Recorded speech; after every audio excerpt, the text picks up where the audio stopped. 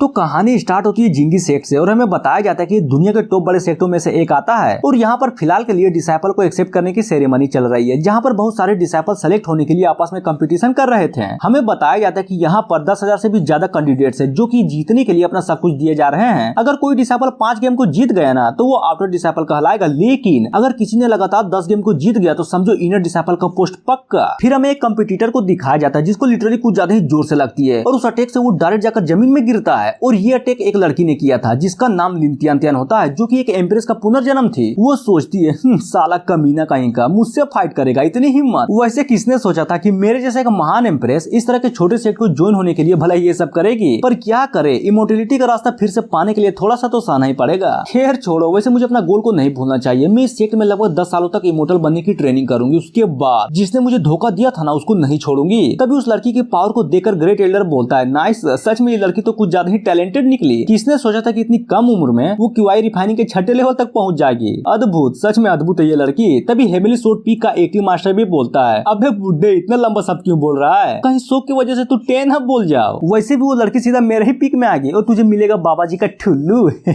बूढ़ा भी लायक तो हर माई के गद्दारी करबे। क्या तुझे नहीं पता कि सेट का रूल क्या है? यहाँ पर डिसाइपल खुद चुनेगा कि उसका मास्टर कौन है या फिर तुम नहीं, समझे? वो भी अरे यार फिर गलती, बोला ना कि टेंशन मत लो। वैसे भी मुझे पता ही है कि एट द एंड वो लड़की मुझे ही चुनेगी। तभी वो बूढ़ा एक खाली कुर्सी को देखता है और एक आदमी को चिल्लाते हुए बोलता है, आखिर वो कौन का बच्चा गया कहाँ? क्या मैंने नहीं बोला था कि उसे इन्फॉर्म करो? फिर वो यहाँ पर आया क्यों नहीं? वो भी अरे यार हमने पहले ही अंकल कौन को बता दिया था, लेकिन उन्होंने कहा कि अपन तो कुछ ज्यादा ही इंपॉर्टेंट काम कर रहा है, तो तुम लोग चलो मैं बाद में आता हूँ। बूढ़ा भी लगे इसकी माँ का, आखिर वो नल्ला मछली पकड़ने के अलावा कर ही क्या सकता है? कैसे एक formal clean leader I mean guy से इस तरह के बच्चे को पैदा कर सकता है? सीन चेंज होता है और हमें जियाओ पिक को दिखाया जाता है जो कि जिंगी सेक्ट का ही एक पार्ट होता है और वहाँ पर एक बंदा बहुत आराम से मछलियों को पकड़े जा रहा था और जी हाँ यही अपना मेन कैरेक्टर होता है। तभी अपने बारे में बताता है कि मेरा नाम इकोंग है, लेकिन पता नहीं कैसे अपन इस कल्टीवेशन की दुनिया में ट्रांसफर हो गया और यहाँ पर मास्टर बन गया। हालांकि मेरा जियाओ पिक कुछ ज्यादा ही सुंदर है, लेकिन दिक्कत की बात तो ये है कि मेरे अलावा इस पिक में घंटा भी कोई नहीं है। लेकिन अगर मैं दूसरों की नजर से देखूं तो सलाह वो लोग मुझसे कुछ ज्यादा ही जलते हैं, क्योंकि मैं क्यूआई रिफाइनिंग में होने के बाद भी एक पिक मास्टर जो बन गया, भला हो मेरे बाप का। इसे कहते हैं पहुंच, जो कि मेरे बाप के पास है। नाइस। तभी वहाँ पर सिस्टम प्रकट होता है जिसमें लिखा था कि डिटेक्ट हुआ है होस्ट ने 9 साल से ज्यादा तक फिशिंग किया है, इसलिए अब उसका current cultivation level QI refining के 3550 लेवल तक पहुंच चुका है। मेन कैरेक्टर भी लाइक नाइस, चलो अच्छा है। वैसे भी इस सिस्टम को मैंने पहले ही एक्टिवेट कर लिया था और जब तक मैं फिशिंग करता रहूंगा सिस्टम भी मेरा लेवल बढ़ाता रहेगा। लेकिन साला एक बात समझ में नहीं आ रही, बीसी सिस्टम में बग है क्या? क्यूआई रिफाइनिंग के 9 ही लेवल होते हैं, वो भी मैक्स। लेकिन मुझे तो देखो, मैंने क्यूआई रिफाइनिंग के 3000 से भी ज्यादा लेवल को पार कर लिया है, पर फिर भी क्यूआई रिफाइनिंग से आगे ही नहीं बढ़ पाया। लेकिन एक मिनट है, मैं कुछ भूल तो नहीं रहा ना? अरे यार भूल गया, सच्ची में मैं तो भूल गया कि आज डिसाइपल चुनने का सेरेमनी है। भागो बिजी, वरना वो बुढ़ा ग्रेट एल्डर तो नाक में दम कर देगा। और वहां से जाते हुए बोलता है, मैं जा तो रहा हूँ लेकिन मेरा लेवल को देखते हुए मुझे नहीं लगता कि कोई भी डिसाइपल मुझे मास्टर के तौर पर चुनेगा। खैर छोड़ो, सलाह जाकर ही पता चलेगा कि आखिर कौन चुनता है या फिर नहीं। अब आते हैं उसी तालाब की ओर जहाँ पर अपना मेन कैरेक्टर मछली को बहुत आराम से पकड़े जा रहा था। उस तालाब के अंदर तो लिटरली कुछ ज्यादा ही पावरफुल मॉन्स्टर थे, जिनमें से एक ऑक्टोपस और दूसरा ड्रैगन था और सच में वो लोग उस तालाब में कुछ ज्यादा ही शांत थे।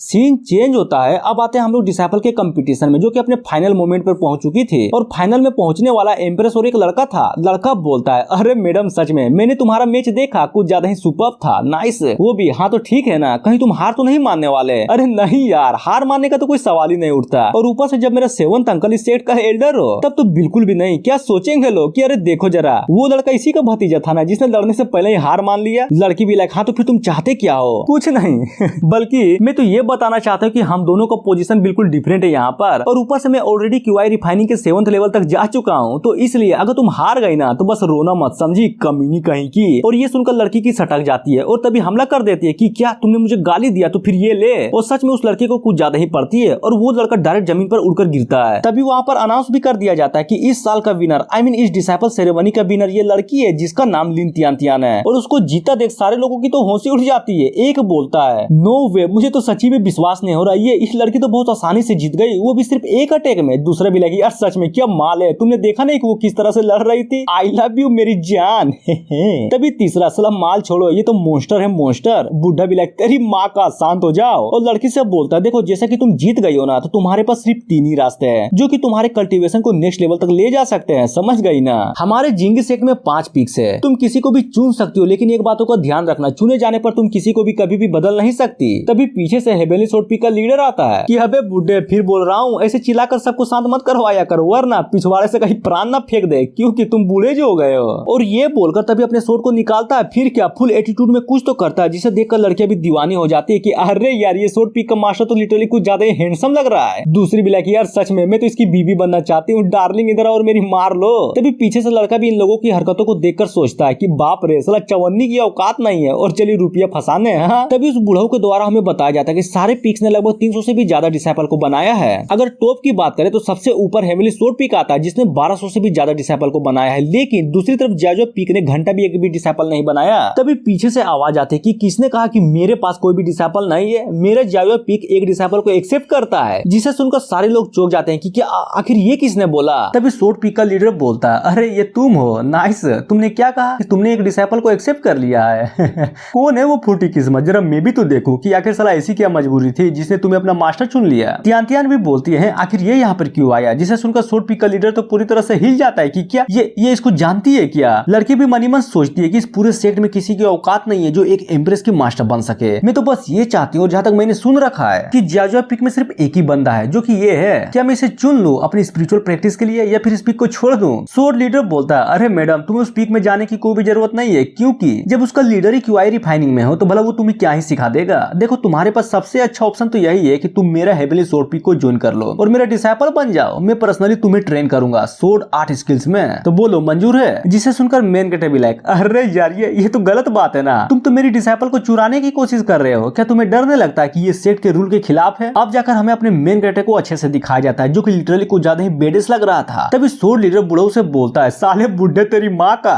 देख रहा है ना यहाँ पर क्या चल रहा है, अंकल कोंग तो डिसाइपल चुरा रहे हैं, ये जानते हुए भी कि वो उन्हें घंटा भी कुछ नहीं सिखा पाएगा। ये तो नाइंसाफी है ना, एक टैलेंटेड लड़की के फ्यूचर के साथ खिलवाड़ हो रहा है, खिलवाड़। ग्रेट एल्डर भी लाइक, साला और दिखाओ ना एटीट्यूड, और अपने मेन कैरेक्टर से बोलता है, तो सच्ची में खाओ माँ कसम, तुम इस लड़की को डिसाइपल के तौर पर एक्सेप्ट करने के लिए तैयार हो। लेकिन हाँ, एक बातों का ध्यान रखना, ये लड़की कुछ ज्यादा ही टैलेंटेड है, बस इसको बर्बाद मत करना, समझे। वो भी, अरे बुढ़ऊ चिंता मत करो, ये लड़की घंटा टैलेंटेड है। वैसे भी इसने अभी तक अपना फाउंडेशन भी तैयार नहीं किया है, इसलिए इसके लेवल का ऐसा कोई भी डिसाइपल नहीं है जिसको मैं कुछ ट्रेन न कर सकूं। और अपने बारे में सुनकर लड़की भी थोड़ा गुस्सा होते हुए मनी मन सोचती है, आखिर ये है कौन, साला कुछ ज्यादा ही एटीट्यूड दिखा रहा है। बातों से तो ये लग रहा है कि ये क्यूआई रिफाइनिंग स्टेज पर इनविजिबल बन चुका है। मेन कैरेक्टर वैसे भी उस पीक में मेरे अलावा कोई नहीं है। अगर मुझे एक डिसाइपल मिल जाए ना, तब तो मेरे लिए अच्छा ही होगा ना, साफ सफाई और खाना बनाने का जो काम हो जाएगा। इसीलिए तो मुझे एक डिसाइपल चाहिए। तो लड़की बोलो कैसा लगा मेरा प्लान। वो भी सोचती है कि ये साला कमीना मुझे डिसाइपल इसलिए बनाना चाहता है कि इसका काम हो सके। आखिर इसकी हिम्मत कैसे हुई मेरे जैसे एम्प्रेस के साथ इस तरह से बातें करने की। और तभी गुस्से में बोलती है, साले तेरी माँ का, अगर तुम्हें सच में मुझे अपना डिसाइपल बनाना है तो प्रूव कर और दिखा कि तुम मुझसे बेटर है। मेन गेट भी लाइक, है क्या कहा, प्रूव, और वो मैं कैसे करूं। वो बोलती है, ज्यादा कुछ नहीं, बस मेरे 3 अटैक्स को रोक कर दिखाओ। अरे यार नहीं, ये तो कुछ ज्यादा ही गलत बात है। वैसे भी मेरे पास टाइम नहीं है तुम्हारे साथ खेलने के लिए, तो क्यों ना तुम अपना एक अटैक करो और उसमें अपनी पूरी पावर लगा दो। तो बोलो मंजूर है ना। और ये सुनने के बाद सारे लोग भी कान के ऊपर गुस्सा करते हुए बोलता है कि क्या शर्मनाक हरकत है, ये अपने आप को मास्टर कैसे बोल सकता है जब ये 3 अटैक को भी नहीं रोक सकता। तभी बगल में खड़ा स्वॉर्ड लीडर भी बोलता है, यार सच में ये कमीना तो कुछ ज्यादा ही हरामी है। लड़की बोलती है, तो ठीक है, मैंने डिसाइड कर लिया कि मैं तुम्हें सिर्फ एक ही अटैक में हराऊंगी। तभी मनी मन सोचती है, शायद इस कमीने को नहीं पता कि मैं एक एम्प्रेस का पुनर्जन्म हूँ। क्या हुआ अगर मेरे पास अपना कल्टीवेशन नहीं है, फिर भी इस नल्ले को हराने के लिए मेरा एक ही अटैक काफी होगा। और अटैक को तैयार करने लगती है। मेन गेट भी लाइक, अरे यार थोड़ा जल्दी करो, खाना खाने का समय हो गया है, बस एक बार ये सब खत्म हो जाए उसके बाद मछली खाएंगे मछली। और हाँ, तुम मछली को धो तो लो ही ना। और ये सुनने के बाद उसकी कुछ ज्यादा ही लहर जाती है कि साले कमीने कहीं के, अब तो तुम्हारा कुछ ज्यादा ही हो गया। और इंग यांग थंडर पाल्म का अटैक अपने मेन गेट पे करने के लिए तैयार थी और फाइनली कर ही देती है, जिसको अपना मेन गेट बिना डोज किए हुए उसको डायरेक्ट अपने बॉडी पे ले लेता है। सारे लोग भी लाइक, वाह सच में क्या अटैक है, लगता है ये तो गया काम से। वो भी मनी मन सोचती है, खत्म, सब कुछ खत्म, ये आदमी तो पक्का आधे साल के लिए नहीं उठने वाला। साला तब से बेइज्जती पर बेइज्जती किए जा रहा था। दूसरी तरफ मेन कैरेक्टर को उस अटैक से घंटा भी फर्क नहीं पड़ा था। वो भी है, आखिर ये था क्या, भले ये भी कोई अटैक था, साला गुदगुदी तक नहीं हुई। लड़की सुन, इस अटैक को फ्यूचर में कभी भी यूज मत करना, ये कुछ ज्यादा ही कमजोर है। और उसको सही सलामत खड़ा देख लड़की की तो लिटरली कुछ ज्यादा ही फट जाती है कि अबे यार ये आखिर है कौन। मेरा अटैक तो उसको डायरेक्ट हिट हुआ था ना, पर कुछ हुआ क्यों नहीं। और डरते हुए थोड़ा पीछे आ जाती है कि तुम कमीने कहीं के खड़ा कैसे हो। और ये देखकर सारे लोगों का रिएक्शन ये था कि बाप रे, साला क्या एक्टिंग करते हैं ये लोग, मानना पड़ेगा। नेपोटिज्म, हाँ ये नेपोटिज्म चल रहा है यहाँ पर। लड़की भी एक हल्की सी स्माइल करते हुए हुए सोचती है आप समझे पीक मास्टर है ना, इसलिए इसके पास प्रोटेक्टिव आर्टिफैक्ट तो जरूर होंगे। हाँ, लेकिन ये मत सोचना कि मैं हार गई। अब तो मैं अपने डिवाइन सेंस को यूज करूंगी और मेन कैरेक्टर के स्पिरिचुअल सी में अटैक कर देती है। और जैसे उसके नॉलेज सी के अंदर घुसती है वो भी पूरी तरह से चौंक जाती है कि क्या ये किस तरह की जगह है, आखिर इसका स्पिरिचुअल एनर्जी गया कहाँ पर। और ऊपर से साला ये तो क्यूआई रिफाइनिंग पे है ना, फिर इसका नॉलेज सी इतना बड़ा कैसे। हाँ, और वो इतना बोली रहती तभी वो जगह अचानक से हिलने लगती है, जिसके कारण लड़की भी थोड़ा डर जाती है कि अरे यार आखिर यहाँ पर हो क्या रहा है। तभी नॉलेज सी के अंदर स्पिरिचुअल एनर्जी से बना अपना मेन कैरेक्टर का बहुत बड़ा फिगर अपेयर होता है, जिसको देखकर उसकी तो और भी फट जाती है। और तभी लड़की को एक पावरफुल अटैक लगता है और वो उड़ जाती है। मेन कैरेक्टर भी लाइक चल भाग यहाँ से, ये कोई खेलने की जगह नहीं है। और इतना बोलते ही एपिसोड खत्म हो जाता है। तो मिलते हैं नेक्स्ट वीडियो में। So thank you.